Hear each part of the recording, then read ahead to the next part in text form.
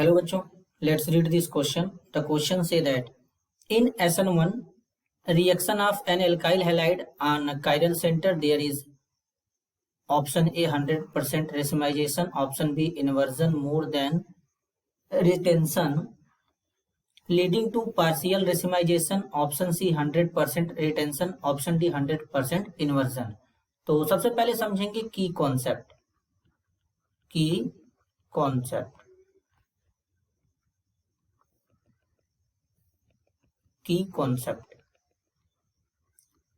Concept होगा SN1 reaction. तो सबसे पहले समझेंगे SN1 रिएक्शन क्या होता है। Unimolecular nucleophilic substitution reaction. तो सबसे पहले बच्चों यहाँ पे समझेंगे इस तरीके से, अगर यहाँ पे गिवन है CH3 C2H5 और यहाँ पर कोई हेलोजन जैसे कि ब्रोमीन लगा लेते हैं, इसके बाद यहाँ पे C3H7 लगा लेते हैं। अब इस कार्बन से 4 डिफरेंट ग्रुप अटैच्ड हैं, तो इस कार्बन को हम लोग कायरल कार्बन कहेंगे। अगेन क्या होगा, सबसे पहले यहां से इस तरीके से स्लो प्रोसेस होता है, यहां से Br- बाहर निकलेगा। जैसे ही Br- बाहर निकलेगा कार्बोकेटायन का फॉर्मेशन होगा। तो इस तरीके से कार्बोकेटायन बनेगा और कार्बोकेटायन बनने के बाद ये स्पीसीज प्लेनर हो जाएगा, ये प्लेनर हो जाएगा, इस तरीके से प्लेनर हो जाएगा और कार्बोकेटायन का फॉर्मेशन हो जाएगा। तो इस तरीके से यहाँ पे पॉजिटिव चार्ज आ जाएगा। अब इसके सामने यहाँ पे क्या करेंगे, न्यूक्लियोफाइल लेके आएंगे। अब यहाँ पे बच्चों 2 कंडीशन है, जरा इस तरीके से समझते हैं।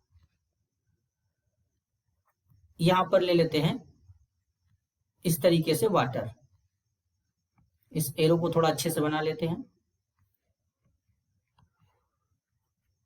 अब यहां पर इस तरीके से मान लेते हैं वाटर लेते हैं, ऑक्सीजन के पास 2 लोन पेयर रहेगा। तो अब इसमें प्लेनर होने के कारण कार्बोकेटायन प्लेनर होता है, तो न्यूक्लियोफाइल बैक साइड से और फ्रंट साइड दोनों साइड से अटैक कर सकता है। तो अगर ये इस साइड से इसमें अटैक करेगा तो कुछ इस तरीके का यहाँ पे प्रोडक्ट बनेगा, OH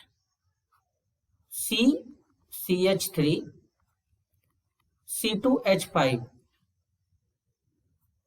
C3H7।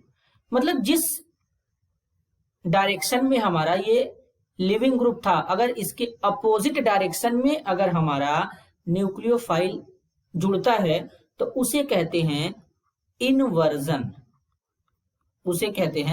इनवर्जन, और अगर जिस साइड में हमारा लिविंग ग्रुप था और उसी साइड में हमारा न्यूक्लियोफाइल जाकर के जुड़ जाए तो जो प्रोडक्ट बनेगा इस तरीके का बनेगा, जो प्रोडक्ट बनेगा इस तरीके का बनेगा। तो इसे कहते हैं रिटेंशन, इसे रिटेंशन कहते हैं। 50% यानी 50% हमारा रिटेंशन और 50% हमारा क्या होता है, इन्वर्जन होता है, और दोनों मिल करके 100% हो जाते हैं रेसिमाइजेशन। एक डी होता है, दूसरा एल होता है बच्चों। तो इस तरीके से यहां पर होता है। तो अब यहां पर करेक्ट आंसर को आइडेंटिफाई करेंगे तो ऑप्शन ए में बोला गया 100% रेसिमाइजेशन की पूरी तरीके से रेसिमाइजेशन होता है, ये बिल्कुल करेक्ट है, क्योंकि 50% इन्वर्जन और 50% रिटेंशन होता है। ऑप्शन बी में बोला गया inversion more than retention leading to partial racemization, गलत, ऑप्शन बी गलत है।